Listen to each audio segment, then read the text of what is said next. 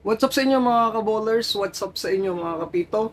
Isang mapagpalang araw uli sa inyong lahat at welcome uli sa panibagong episode ng Uncle B Basketball Tutorials.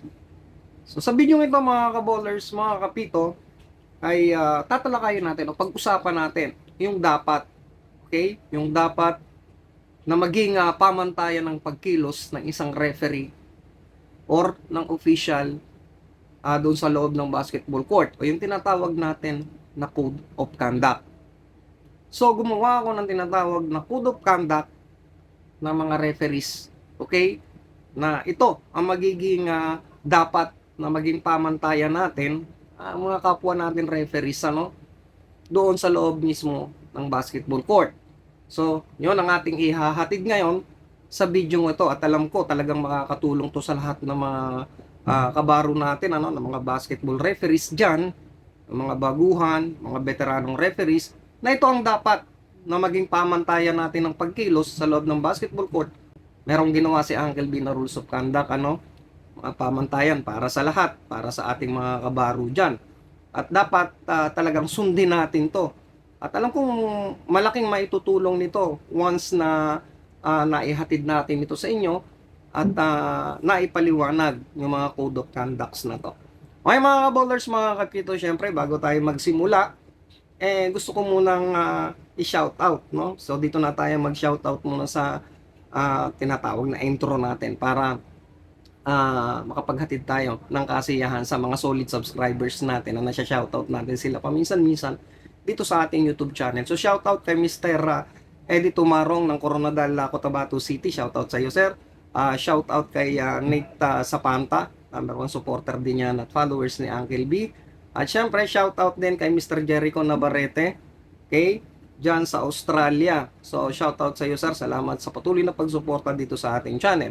Okay mga kabowlers, mga kapito, ngayon dumako tayo sa ating topic, which is ang tinatawag na Code of Conduct o tamang pagkilos, pamantayan ng tamang pagkilos ng mga referee sa loob ng basketball court. Okay? So ihatid natin yan. Code of Conduct. Alam mo dapat, unang-una, sa ilalim ng Code of Conduct ng mga referees, alam mo ang mahalagang papel na ginagampanan mo para may patupad ang batas ng pagdedesisyon. Okay? Mapanatili ang integridad ng laro. Isulong ang positibong karanasan ng mga manlalaro, coaches, at mga manonood. Okay? Dapat ang mga referees ay nagbabalangkas ng pamantayan, ng pag-uugali at profesionalismo. Okay? Yung mga profesionalismong naipangako natin at paninindigan sa kabuuan ng ating panunungkulan bilang isang basketball referees. So, yan ang introduction ng Code of Conduct natin.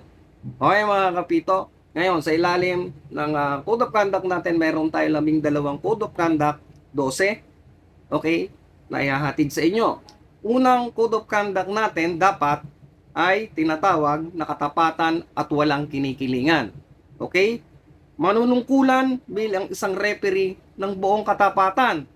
Tiyakin ang bawat desisyon na tama at patas o walang pinapanigan. Ang anumang desisyon ay naaayon lamang sa mga tuntunin o rules and regulations ng laro. Iwasan ang paboritismo. Okay? Salungatan ng desisyon ng kapwa referee at pagpapakita ng mga aksyon at emosyon na hindi nararapat. Yan ang una. Ang pangalawang Code of Conduct natin ay kaalaman at preparasyon. Okay? Palagi ang pag-update sa mga bagong rules and regulations na lumalabas. So, lagi tayong mag-update ng mga rules and regulations na lumalabas. Ano, yung mga rule changes ng FIBA. So, lagi natin i-update ang ating mga sarili tungkol dyan. Dahil sa ganyang pagkakataon, mga kapito, nade-develop natin, okay?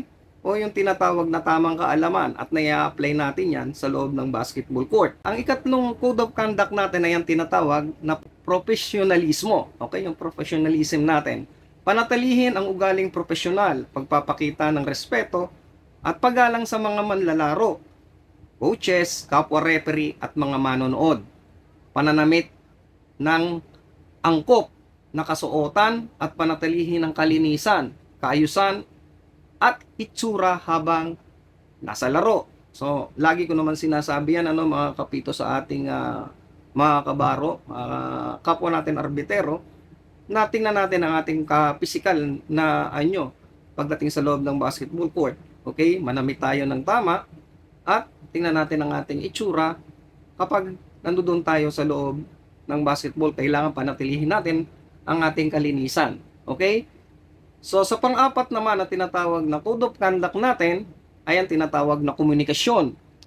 Epektibong pakikipagkomunikasyon sa mga manlalaro. So, makipag-communicate tayo sa mga manlalaro ng epektibo. Okay? Sa mga coaches din, kapwa referee, at mga opisyales sa pamamagitan ng maiksi, ngunit malinaw na mga signals at salita. Alam naman natin kasi, sa loob ng basketball court, kailangan ang flow ng laro ay tuloy-tuloy. So, kailangan makipag-communicate tayo sa kanila ng maiksi lang, pero malinaw. Okay? Doon sa official table, sa mga coaches, at sa mga manlalaro para hindi natin nai-interrupt ang tinatawag na flow of the game o tinatawag na game flow. Okay mga ka-ballers, mga kapito, ang panglima ay ang tinatawag na pagkamahinahon at control. Okay? Manatiling kalmado upang mapanatiling kontrolado ang laro upang maiwasan ang potensyal na kaguluhan at konfrontasyon. Okay? Lagi kong pinapaalala at lagi kong itinuturo yan sa lahat ng mga kapwa natin arbitero, mga referees na kailangan sa loob ng basketball court, kailangan kontrolado natin ang ating sarili. Okay? Hindi tayo kinakabahan, wala tayong emosyon, nandoon lang tayo para mag-referee o mamagitan sa mga manlalaro. So dapat maging kalmado tayo, maintain natin ang sarili natin na kalmado tayo. Ngayon, ang pang-anim na code of conduct natin ay ang tinatawag na consistency at adaptability. Alam naman natin na ang consistency sa basketball, yan ang tinatawag na aplikasyon ng konsepto ng advantage at saka disadvantage. Of course, pag sinabi nating adaptability, ito yung pagpapatupad ng mga rules ng laro na walang pagbabago sa kabuuan ng laro. Okay? Pagtrato ng parehas sa bawat team. Okay? At pag-angkop sa sarili sa pagbabago ng mabilis na laro at mga hindi inaasahang sitwasyon, pagtimbang, at profesionalismo. Okay? So, yun ang tinatawag na ika-anim na code of conduct ng consistency at adaptability. So, kailangan yung consistency natin nandoon at kailangan i-adapt natin ang ating sarili sa loob ng basketball court ng tama. Ang ikapitong code of conduct natin ay ang tinatawag na kaligtasan at kapakanan. So, napaka-importante din ito, mga kapito, ano? So, unahin ang kaligtasan ng bawat manlalaro. Yan ang ating trabaho o tinatawag na obligasyon sa loob ng basketball court. So, unahin natin ang kaligtasan ng mga manlalaro. Okay? Ipatupad ang mga panuntunan ng mga tinatawag na rules and regulations upang maproteksyonan ang kapakanan ng bawat isa. So, yung mga rules and regulations na yan, pinapatupad natin yan para maproteksyonan ang lahat ng mga involved doon sa loob ng basketball court, mga manlalaro at mga coaches. Mga kaballers, mga kapito, huwag payagan ang anumang aksyon o mga pag-uugali na mailalagay sa panganib ang kaligtasan ng mga manlalaro at mga opisyales. Huwag natin papayagan yung mga ganyan. Okay? So, yan ay kapitong code of conduct natin. Yan, dumako tayo sa pangwalong code of conduct natin, yung tinatawag na patuloy na pag-aaral. So sa pag sinabi natin patuloy na pag-aaral sa mga arbitero, sa mga referees natin, ugaliin natin yung tinatawag na pagdalo sa mga seminars, trainings, at mga workouts. Napaka-importante niyan para hindi tayo nagiging stagnant sa ating kaalaman at sa ating tinatawag na skills. Kailangan umattend tayo o dumalo tayo sa mga ganyang aktibidades para ma-improve pa natin ang ating kakayahan bilang basketball referee. Ang ikasiyam na code of conduct natin ay ang lakas ng katawan at kalusugan. Siyempre, importante na panatilihin natin ang lakas ng katawan para sa epektibong pag-o-officiate ng laro. Okay, alam mo naman natin yan. Kailangan stay healthy. Lagi kong sinasabi nga, no? Maging malakas ang ating pangangatawan at maganda ang ating kalusugan. Ang ikasampung code of conduct natin, kapito, ay ang tinatawag na respeto sa laro. Okay?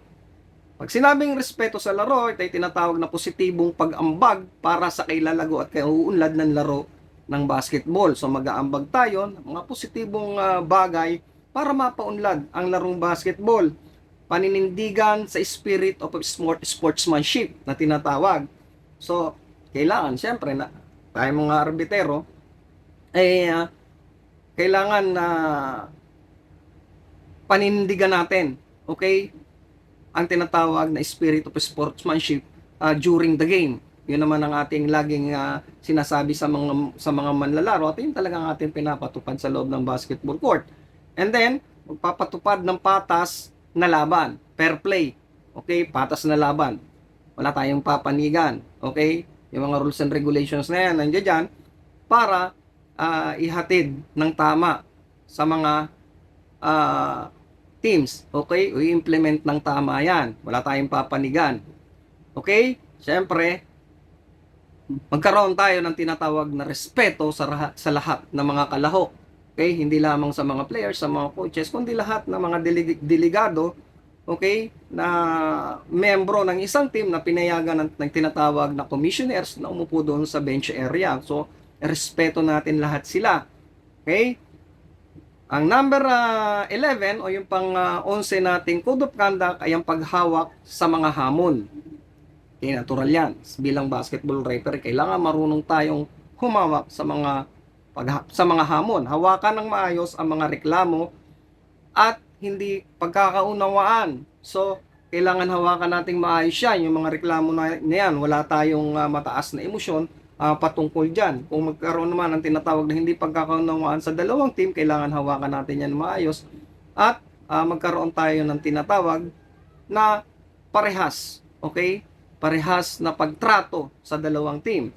Okay? Pagtugon sa mga problema at ipabatid sa mga kinauukulan ng laro at panatilihin ang pagiging confidential nito. Kung mayroong mga problema sa loob ng basketball court, kailangan ihatid natin yan sa tinatawag na official table. Okay? So, sa kanila lang yon. Ibig sabihin, mayroong confidentiality. Hindi natin sasabihin yan kung saan-saan. Kapag hinatid natin yan sa commissioner o doon sa tinatawag na table official, hanggang doon lang yon. Hindi na natin kailangan sabihin yan sa labas ng court kung ano ang nangyari, kung ano naging desisyon.